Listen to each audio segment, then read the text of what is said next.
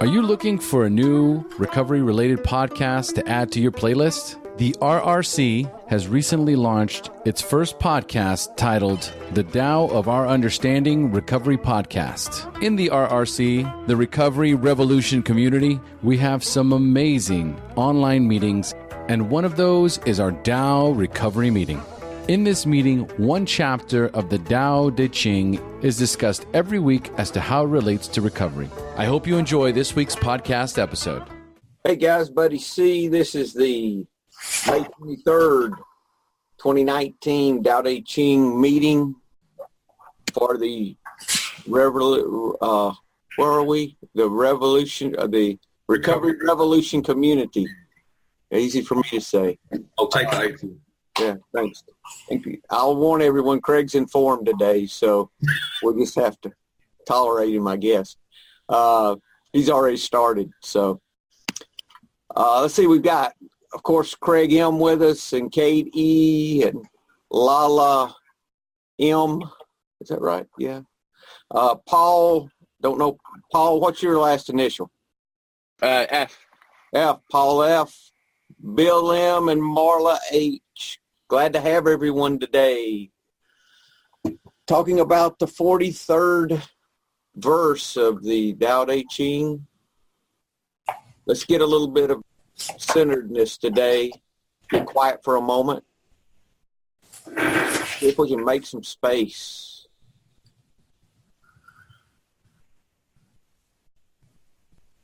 Okay.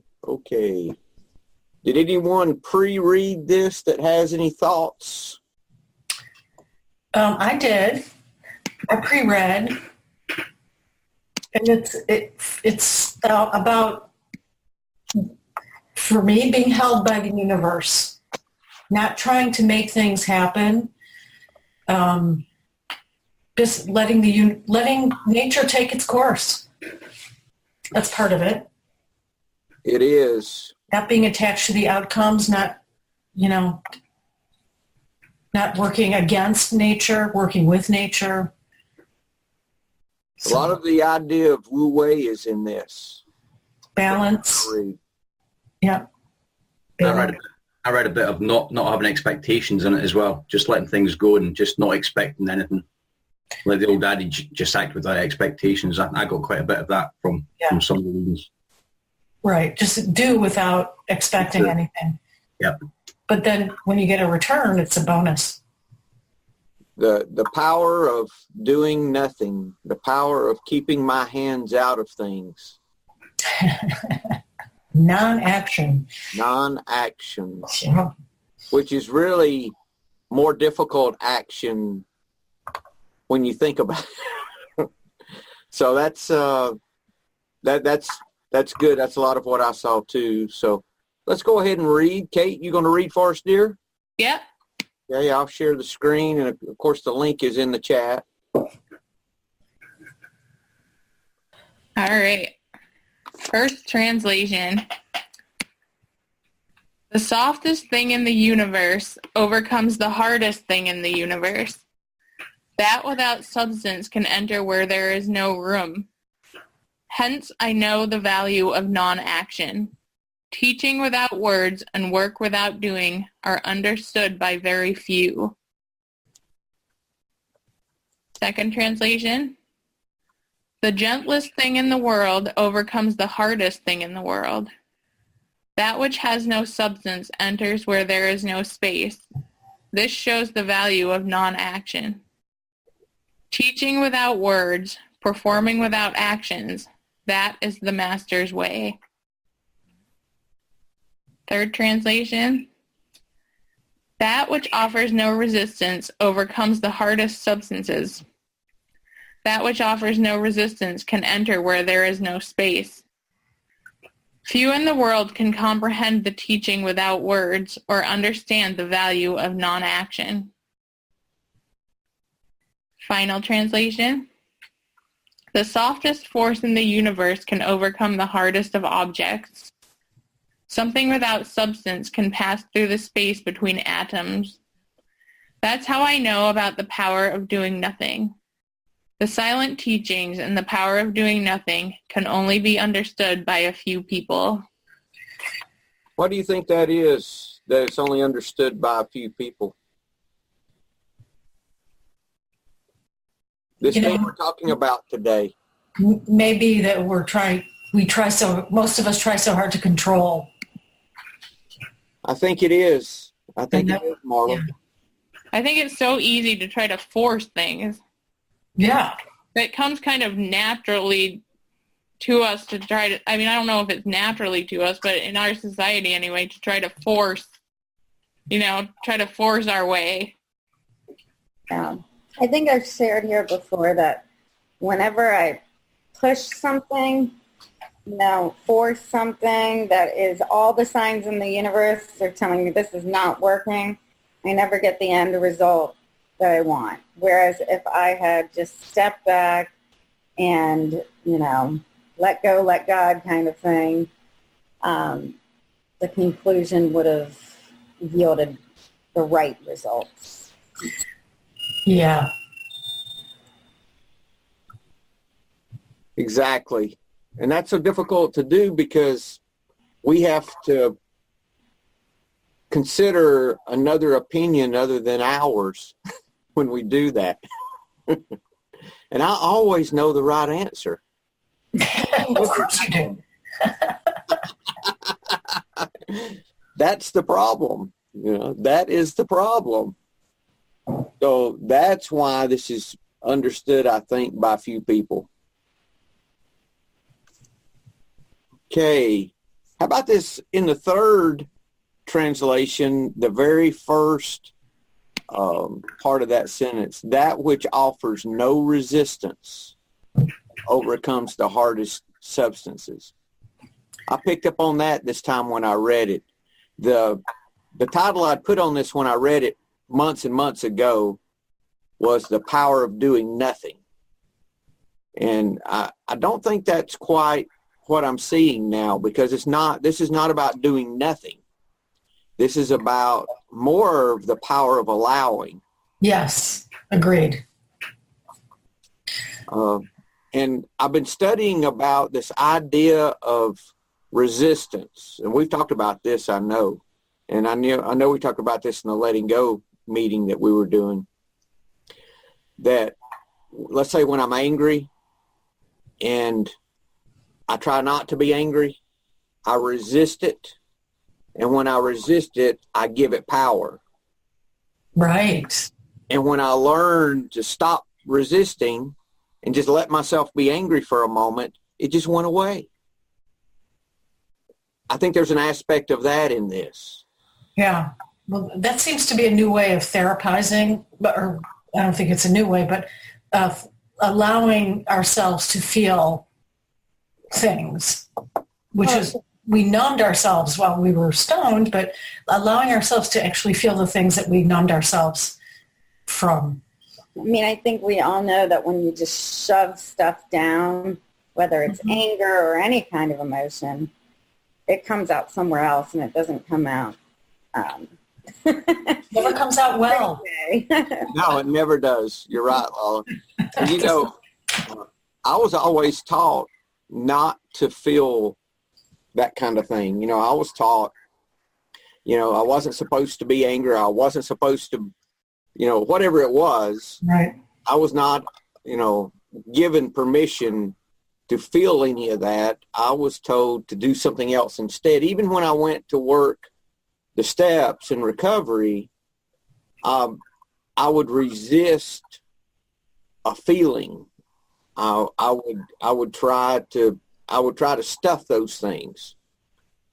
So here lately, I've been learning though that when I have a character defect that's popped up, instead of, oh no, I can't do, I gotta, and you go and you start stuffing it, ever how you do that, I've learned, no, I don't need to stuff that. I'm afraid, if you're afraid, I'm afraid right now. And I'll just kind of say it, I'll say, well, I'm afraid of such and such right now. Why am I afraid of that? And I'll just let it be for a minute. And it really does take the power out of that. It's amazing how that works. I never would have thought that would be such a freeing tool to allow myself rather than resist. So when I saw that where it said that which offers no resistance overcomes the hardest substances. Now, I know it's talking about water, and I know we got this whole water analogy, but I think that applies to like acceptance. Once you accept it, the power is removed. and it was talking about water to a rock. How about love to hostility? Mitchell talks about that, the guy that did the second translation. In his commentary, water and rock, love and hostility are two examples of gentleness overcoming hardness. And then Dyer talks about the water analogy a good bit. Mm-hmm. The power of emptiness. Emptiness. The power of emptiness. Coming at things with no motive, without self, I think, is a lot of this when it's talking about the value of non-action, the value of not acting for my own intent or in a selfish manner. That's part of that too. It may not be that you're not acting, it's that you approach the situation instead of automatically approaching it with, okay, what can I get out of this situation? More of, okay, how can I help in this situation? The lack of acting in your own self-interest. Okay. Greg, you have the Derek Lynn. Yep, got Derek. Right, so his translation of the 43rd, the softer things of the world override the hardest things of the world. That which has no substance enters into that which has no openings. From this I know the benefits of unattached actions, the teachings without words. The benefits of actions without attachment are rarely matched in the world. So when he's talking about the softest things in the world overriding the hardest things in the world, he gives the analogy of a man riding a horse. So obviously the horse is a lot stronger than the man, but the man is clearly in control of the horse because he's sat on top of it, he's directing it, he's telling it where to go and what to do. Which I think is more of a practical example of it rather than like a metaphorical one. That which has no substance enters that which has no openings obviously refers to water. Water can obviously find its way into just about anything. What it actually says about that, water seeps into and dissolves rock. Electricity flows through a block of metal. Thus the intangible Tao can permeate all things, even if they appear to be solid, without any cracks or openings. From this I know the benefits of unattached actions. He says we can extrapolate from this to understand life. The Tao acts in a Wu Wei manner and effortlessly achieves the miracle of life. We find inspiration in this and see the possibility to act without attachments and achieve great works without friction or resistance. And I think the main thing this is the lack of resistance, and just basically giving in to what's going to be. Hey, Craig, I like the way he translated that, unattached actions. Yeah. Not no action, but actions that are unattached. Yeah. There are situations that we need to take action. Well, quite honestly, Marla, not taking action is action. It is. You know, yeah. I mean, it's all action. We've got to take action in every situation. It's just what kind of action we take, you know? I was just thinking in a personal nature of my yoga teacher opened a second studio, and she just thought, you know, the universe will take care of it. You know, it'll just happen. It'll be busy. It'll make money. And she didn't do anything. Yeah. to make that happen. Yeah. And she ended up closing it after a year. So that's an example of somebody like, oh, the universe will take care of everything. That's non-action. Yeah. Non-action. I think I was listening to an Omar podcast this morning, and I forget who it was with, but it was his latest one.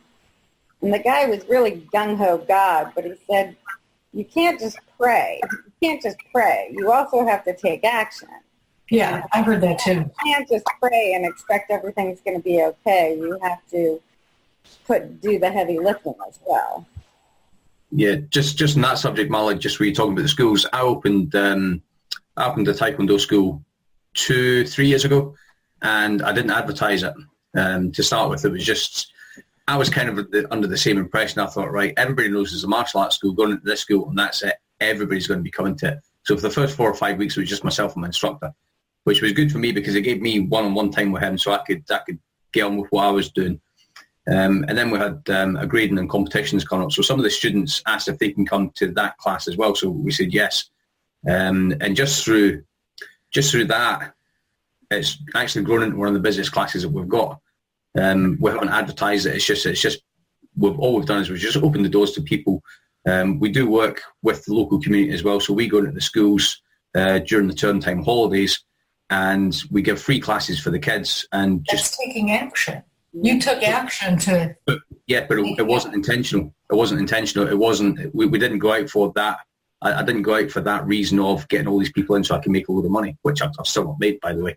I'm still waiting on that part coming in. But what I'm saying is, through not actually doing anything, so I've not marketed this class, I've not advertised it.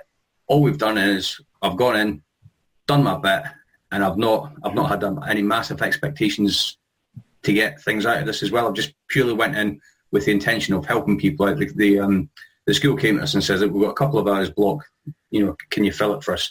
And we've done that. And just in the back of doing that, we've got one of the busiest schools in the Falkirk area. Just say all of Scotland. Business school in all of Scotland. Okay, buddy, can you go back and edit that? Let's try again. Just through that, we've got one of the busiest schools in the world. There you go. We're not going to know the difference, Craig. Yeah. Don't know the difference. We're not going to come to Scotland and verify. I don't think there was anywhere else in the world apart from Scotland. No, there isn't. It's only you. Yeah, but just through not pushing things, just through letting things take the natural evolution and just taking things for what they come in. And again, just through doing work from the school, we never say to the school, right, that's fine, we're going to do this for you, but this is what you have to do for us. We just go in and we just let the natural actions just take place, and we never resist. We never say no either. We never say no to the school, because we know how much the kids benefit from that.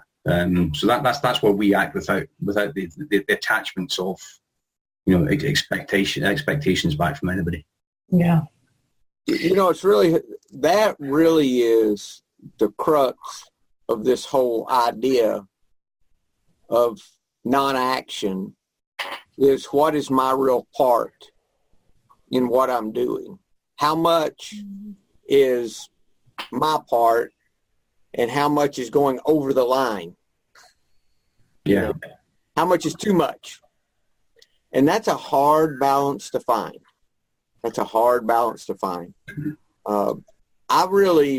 For me, it seems to be that comes from practice, and it's different with everything. Mm-hmm. And I can gauge my peace and joy by what I'm doing is really about the only way I can tell. Because if I'm push, I start getting stressed. Mm. And when I start getting stressed, I was, whoa, wait a minute. There is some area of my life that when I see that unmanageability, like you can look at the first step, really. When I see that unmanageability, there's some area I'm not being powerless over. So I can kind of back up and say, okay, I've got this stress. Why do I have this stress? Am I invested in the outcome, or am I trying too hard? Am I pushing, like you were talking about, Lala? What is it that I'm doing that I shouldn't be doing? Yeah. And that, for me, that's about the best way for me to see that. There's a saying here, the guys, people come into AA and they think God's just going to take care of everything for them, and they kind of are go on autopilot sometimes. And one of the old guys here will say, well, if I'm hungry, God's not going to push me a hot dog through the keyhole. That's kind of the saying, In other words, you've got to get out and do something.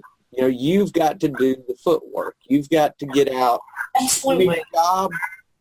You need to go out and apply for a job, So, that's the kind of thing that you got to do. But without acting like God. Yes. Basically, for me, even in a play, if you say, well, I'm going to just play my part, you still have a part. There's still a part for you to play.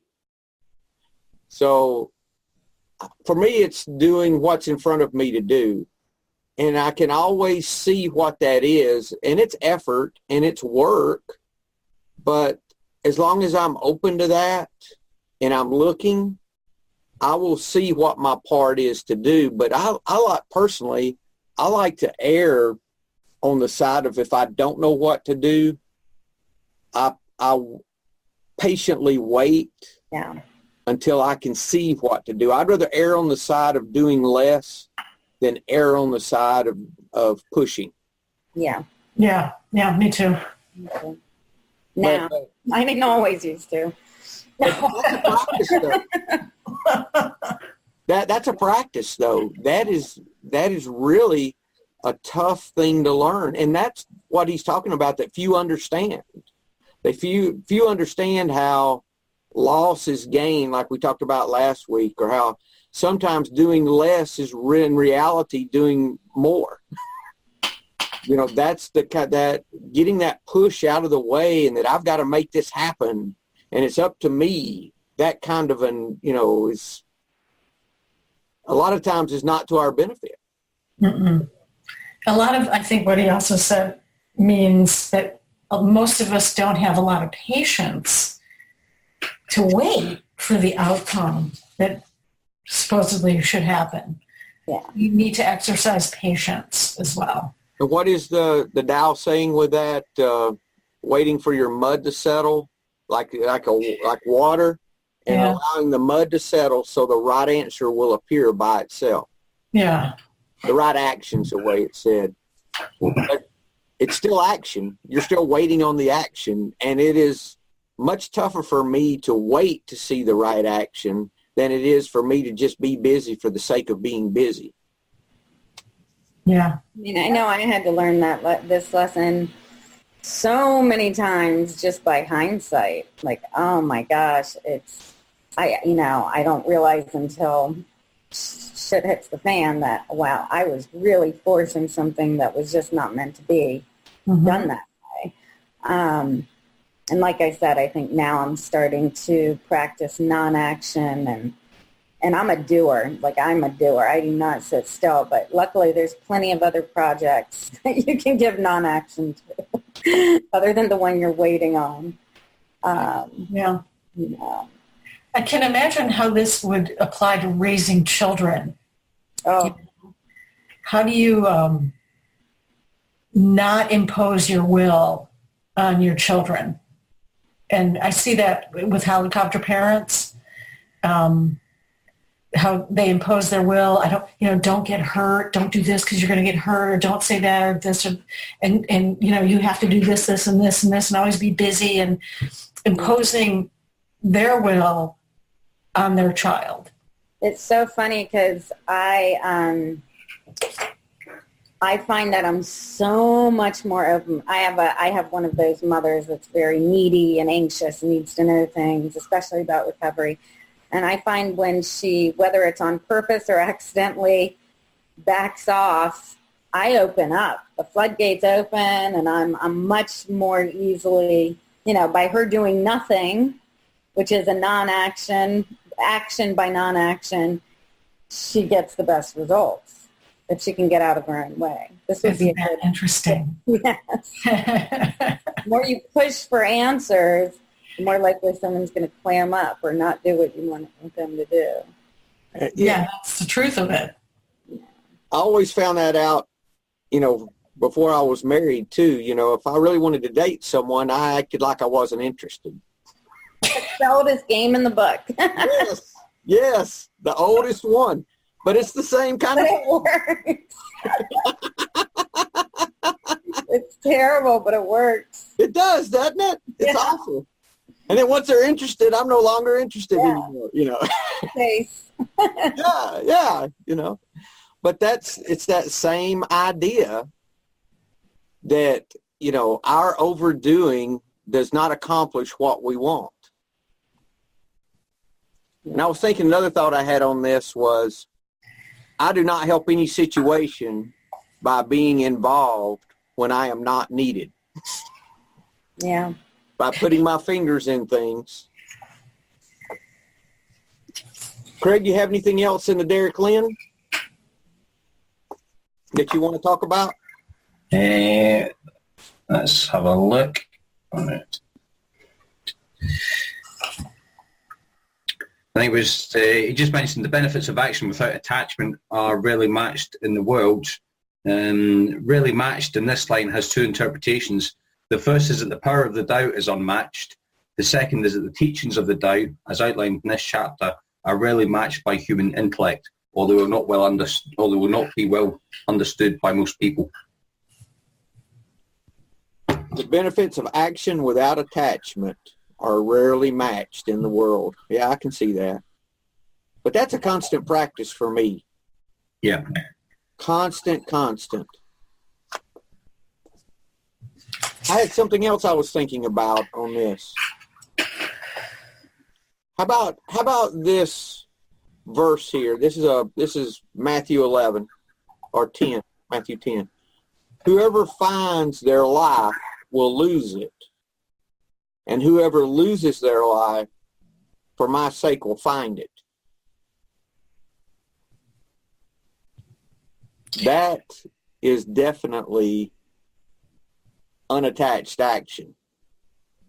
If you lose your life, you'll find it. If you find your life, you lose it. That's definitely unattached action. Can I read something from one of my yogi texts? Sure. Oh, yeah, definitely. Yeah. This is the Bible, the Light on Yoga. It's our Bible. Aparigraha, it's a Sanskrit word for non-attachment, non-hoarding, or collecting things. So by observance of aparigraha, or non-attachment, the yogi makes his life as simple as possible and trains his mind not to feel the loss or the lack of anything. Then everything he really needs will come to him by itself at the proper time. The life of an ordinary man is filled with an unending series of disturbances and frustrations, and with his reactions to them. Thus, there is hardly any possibility of keeping the mind in a state of equilibrium. The student has developed the capacity to remain satisfied with whatever happens to him. Thus, he obtains the peace which takes him beyond the realms of illusion and misery. That's what we're going for. Yeah, that's it. I've got another outside quote. This is from the Letting Go book, Pathway of Surrender, David Hawkins. I was thinking about his ideas on desire when I was reading this. Yeah. And that, let me see, where do I want to start? Okay. Desire, especially strong desire, cravingness, frequently blocks our getting what we want. So the fact that we're desiring it blocks us from getting it. I see that. Yeah. Yeah. Why is this so? Actually, the way something comes into our life is because we've chosen it. It was the result of our intention, or we made a decision for it. It has come into our life in spite of our desire. The desiring was actually the obstacle to its achievement or acquisition. This is because the desire literally means I do not have. In other words, if we say that we desire something, we're saying it isn't ours. When we say it isn't ours, we put a distance between it and it becomes an obstacle. Now, and he's talking about in a free state of mind, that which is chosen manifests in our life effortlessly. We surrender the emotion of desire, and instead we choose the goal, picture it lovingly, and allow it to happen because we see it as already ours. So basically, this idea of push and force and we've got to make it happen, no matter what it is an obstacle to us, not a help. Yeah. Yeah. Yeah. So, that's the truth. Replace desire with attachment. yeah, exactly. I like seeing this in other texts in different places because it's everywhere, because it's the same principle. It is. So what do we do? Let's say we're in a situation and we don't know what to do, and we feel we're pushing. First thing I do is I pause. Yeah. Say, whoa, wait a minute. I don't really see my part. So I'm going to surrender to this. I'm going to stop resisting it, and I'm going to be powerless over it. And I'm going to ask my higher power just to show me what my part is in this. And just look. And if I get anxious, I just go help somebody. I go do something for someone. I do, something to occupy myself for someone else until I can see the right thing to do. It's not brain surgery. No, but that's where, I find I have to exercise patience. Yes. I'm sitting back and waiting for answers to come to me, thinking, why am I doing this? I need to be active. Or, spending time, maybe if you're dealing with something, let's say you're looking for a job and you're getting anxious because you don't have a job and you've got to make this happen. Yeah, it's kind of where I'm at right now. Oh, okay. Well, I'm in a similar situation, Marla, in that I've started a new business that I'm waiting on people to finish things. Yeah. That I'm waiting, and I'm doing some other things while I'm waiting, but still, if I allow myself, especially if I have the conversation with my wife, it will just go, what are we doing? What are we doing? What are we doing? It's all this, make it happen, make it happen, make it happen. Whoa, wait a minute. I've done everything I can do today. So I'm trusting that things are like they should be. If I were looking for a job, I would be putting in applications. I would be, doing those things. I would also be praying for someone. If I knew someone who was looking for a job, I would be sending, if I was sending loving thoughts to them, if you were doing that, or praying for them, how you practice that in your practice, some way that you're giving in that is how I approach that. That's tough, though, to really find that balance. Yeah. Yeah, it is. Unattached action, no agenda. Let's go to Wayne Dyer at this point, because we've talked about all my notes. All right. He does an interesting thing on his translation on this one. On the last two sentences of his translation, these other translations have said the value of non-action, or it's the master's way, or few people find it. The translation he used said that rare indeed are those who obtain the bounty of this world. So he puts it, his translator puts it as if the thing the whole world is looking for is this. Yeah. Isn't it, though? It is. Yeah. When I saw that, I was like, yeah, this is what everyone's looking for. How can I live life in this careless fashion and just do my part, nothing more, nothing less? That's what everyone's looking for, is this. And they don't know it. Yeah, they don't know it. Some of us Some people will never seek it, though. Because they have to get out of themselves, Marla. You know, when they get a taste of this, I think is around the holidays. Yeah, that's it. Because it's the only time of the year some people give without expecting in return, that Christmas spirit or that holiday spirit.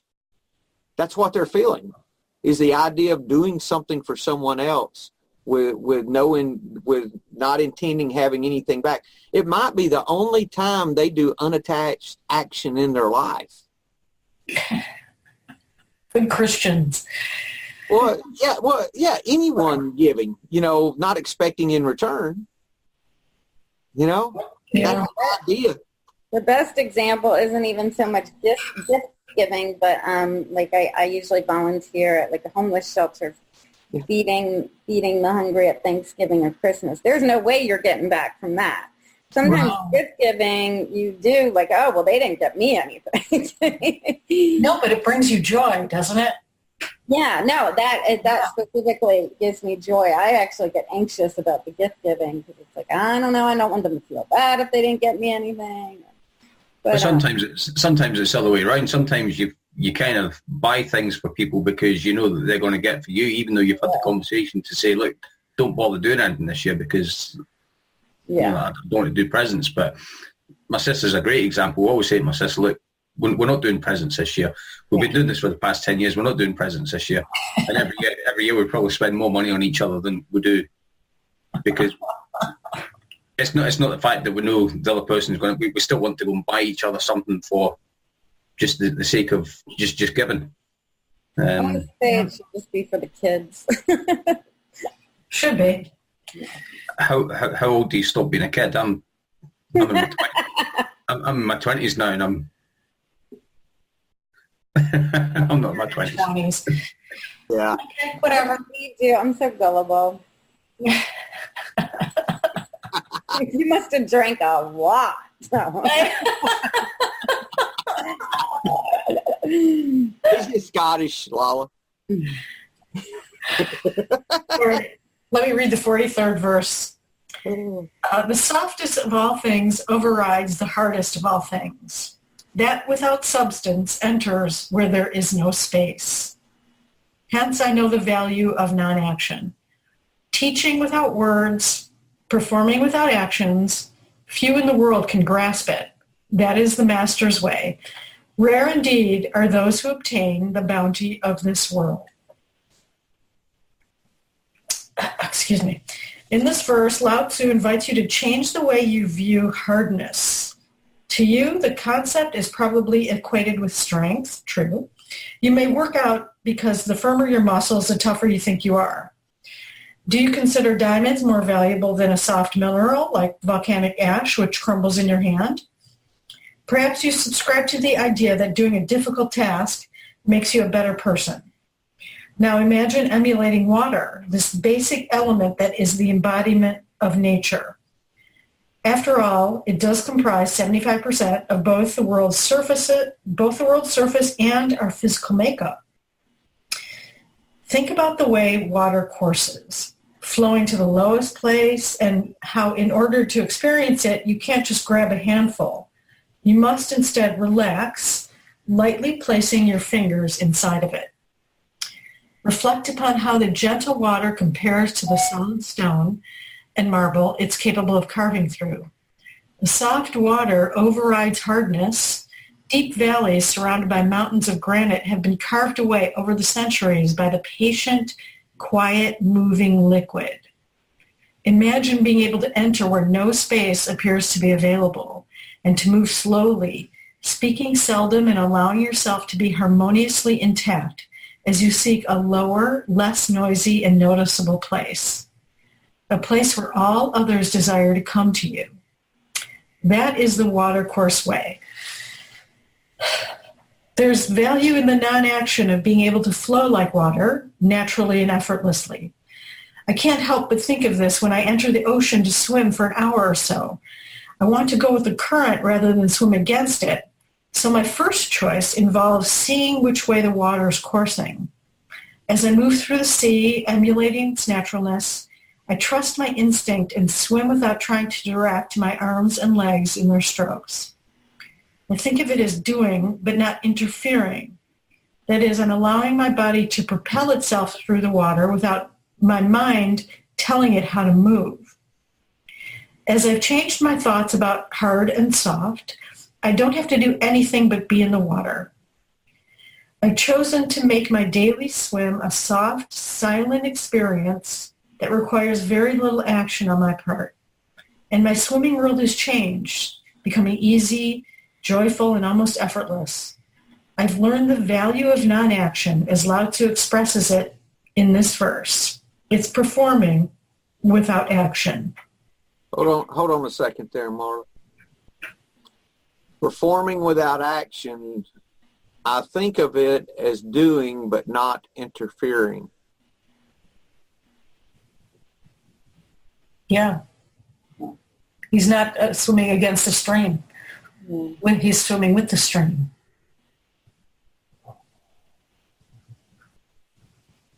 He's referring to, I skipped over that, he's referring to Alan Watts's book, The Watercourse Way, which is about the Tao, I believe. Yeah, and there's all kinds of water analogies when we go to talking about this idea of Wu Wei and the going with the flow and how water seeks the lowest point. Yeah. You know, all those things to do with water. We could do a whole meeting just on the water analogy sometime if we wanted to. That would be just about water because there's so many. There's so many. But that's what he's talking about, this idea of not fighting against but going with. How much of my life have I spent fighting against what was there instead of just going with what was there? How much easier it would have been. Yeah. Rather than that push, push, push. Yeah, for some reason I started thinking about my old coworkers because that's real life. You know, you work with people who aren't enlightened or don't want to become enlightened. And how do you just let all their bullshit, you know, flow over you without getting bothered by it? That's a real life example of how to live in the real world, you know? How do you do that? Well, they're sick people. Yeah. And coming from a place of love and learning, they're not doing that to you, no matter if it's directed to you. That's them. They're doing that to them, is what they're doing. It is. It's more about them, you know. Yeah. Yeah. I mean, I definitely have been very reactionary in the past, but now I kind of look at it in a different light. Like, wow, that's where they are in their level of enlightenment or evolution, and, you know, not pity it, but just kind of look at it without judgment. It really is almost a pity, though, Lala. I pity it. But, you know, not in a bad way. You know, I mean, like you see that and you feel sorry for them. It's just like, oh, wow, that's where you are. Okay. And I'm grateful. A lot of times I say, thank you, Father, that I'm not that angry anymore. Yeah. I automatically go to gratitude, you know? Yeah. Well, I remember when I was like that. Yeah. Right. But, you know, I do that to myself. I don't tell them that, you know? And then other times when I'm not as spiritually fit, you know, I'll react, you know? Oh, yeah. It's never like, you know, constantly, I'm up here. It's like, there's times I'll give the bitchy eye roll. You're human. Yeah. But you know, we're always a mirror. Everyone else is a mirror to us. Yeah. And we're a mirror to them. So ever how someone's behaving, they're really doing that to me. I mean, doing that to themselves. They're not doing that to me. Yeah. Mm-hmm. You know, and if we learn not to take that personally, then we can go a long way toward staying in non-action. Yeah. Yep. Okay. Wow. What do you want to read next out of that, Mark? I'm going to go to the principle. Okay. And because I love this paragraph.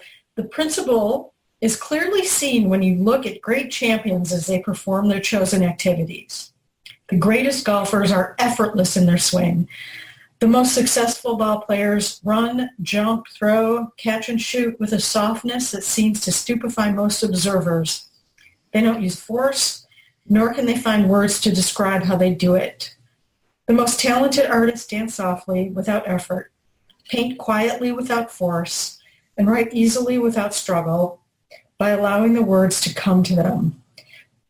As Lao Tzu reminds you, these are rare beings who live the master's way. Rare beings. These sages obtain the bounty of the world, which is available to you too.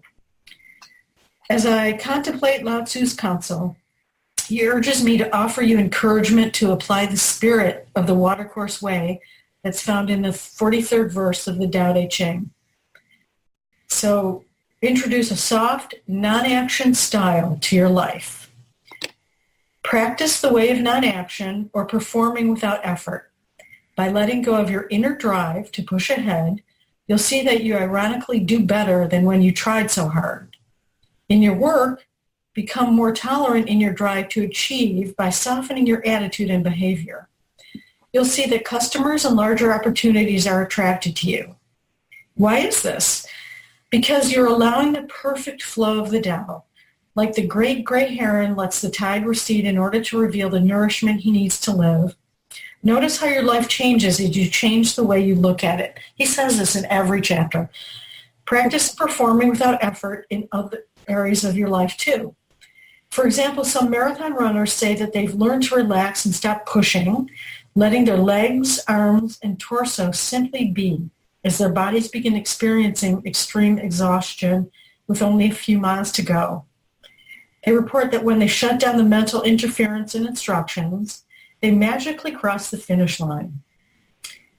Soft always has its place, for it is the watercourse way, the way of the Tao. Hold on right there, Marla. Yeah, I'm done. Okay. I just wanted to talk a couple of these things real quick.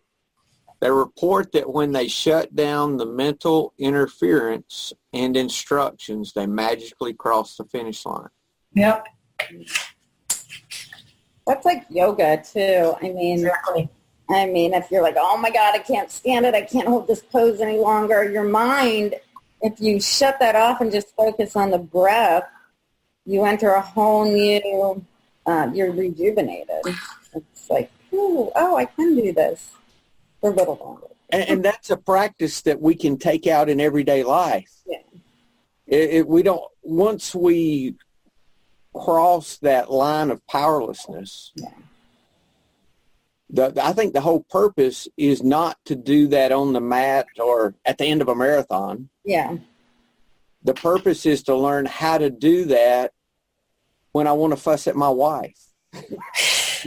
Well, they do say take yoga into your everyday life, like practice these principles.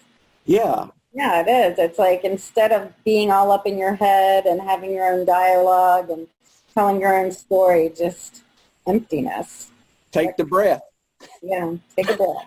Use your breath. Absolutely. Yeah. It's why the practice of yoga has helped with my recovery so much. Absolutely. So same thing of when I learned how to be powerless with alcohol, and then we're taught that we learn to practice this in all of our affairs. Yeah. For me, I think that means learning how to be powerless over the other areas of unmanageability in my life. Learning how to practice the non-action of my self-interest in other things so that I can get the same relief in that area that I got from alcohol. Yeah. And it's this same principle of, like he's talking about here, practice the way of non-action or performing without effort. By letting go of your inner drive to push ahead, you'll see that you ironically do better than when you tried so hard. Oh, yeah. It does work. That works. Yep. By not using force, we leave room, we leave space for our higher power to come in and help us with this stuff. And this whole idea of push, when we can start practicing the opposite of that, this non-action in little things, I think for me, that's when life really started getting better. When you stop pushing. Stop pushing. Yeah. Learn to let go. Start learning to let go in more areas of life. I know for me with this time in recovery, I stopped pushing it and just letting it happen. And I don't know what's different about this time, but it's different. And there's just, I think there's been a surrender to the fact that there's nothing, no substance I can ever take ever again. It's just the way it is. And who cares? It's okay to live without substances. You know, that's really I think we covered all of what I saw in Wayne Dyer that I wanted to talk about. But this was the paragraph I really wanted to get to, was this idea of stopping the push. And for me, that comes from me thinking and believing that everything is as it should be. If I don't believe that, I will push and I will try to work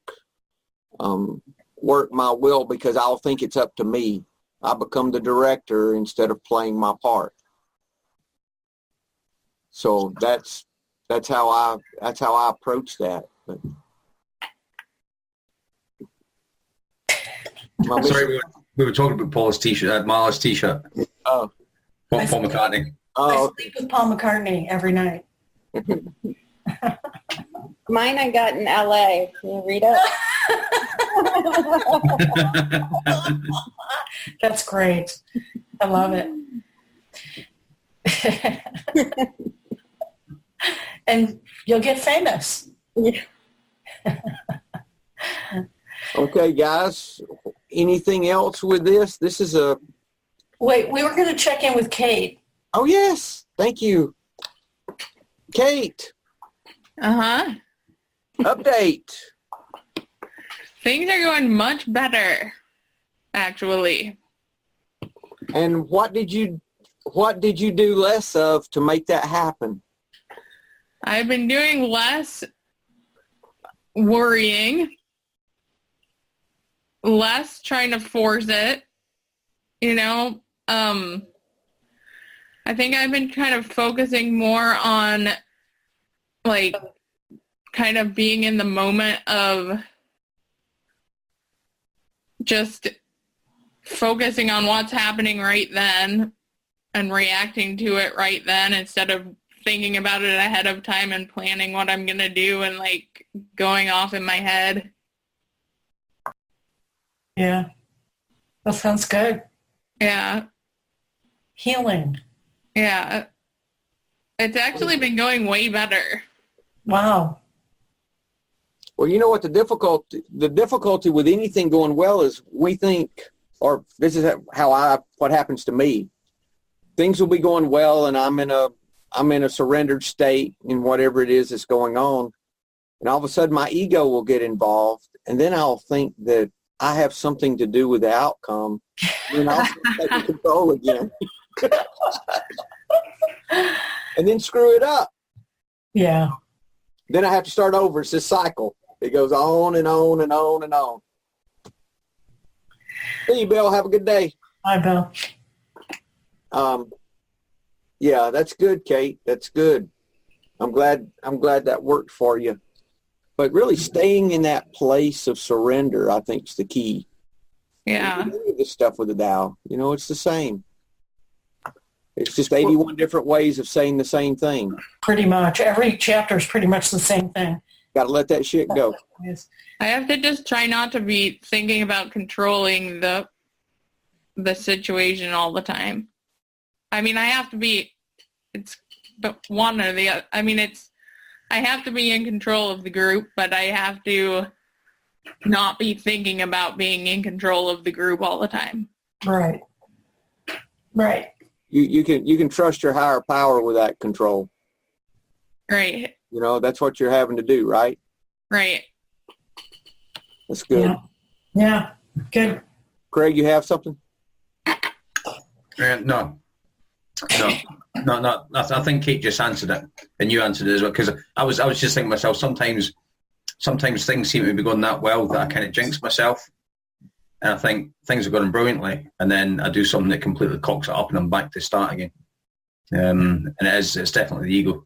I think I've just figured out it's a control thing. So, yeah. We moved from playing our part to directing. That's it, yeah.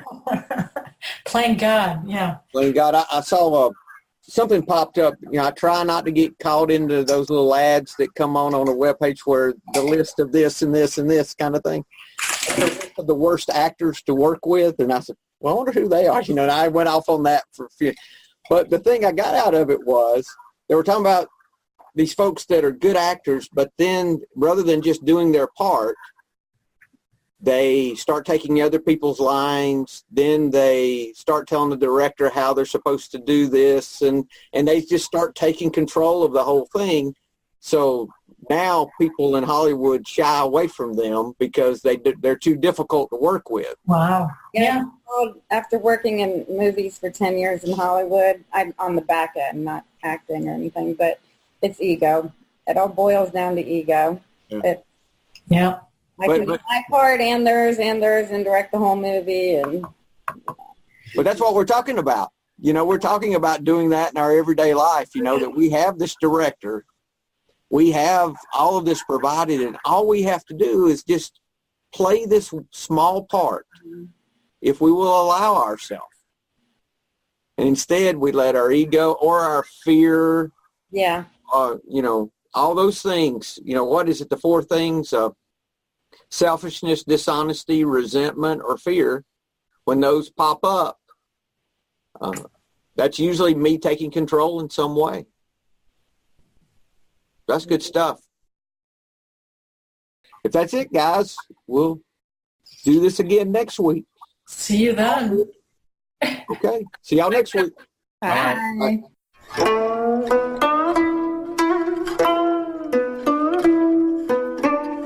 Thank you for listening to the Tao of Our Understanding Recovery Podcast. For more information about the RRC, the Recovery Revolution Community, go to omarpinto.com and click on the link that says Recovery Revolution Community. Once you join the RRC, you'll be able to participate in this meeting and many more live, plus access to a video library of past meetings and many more benefits for being a part of this growing community. Thanks again for listening. And if you enjoyed this episode, please share this podcast with your friends in recovery.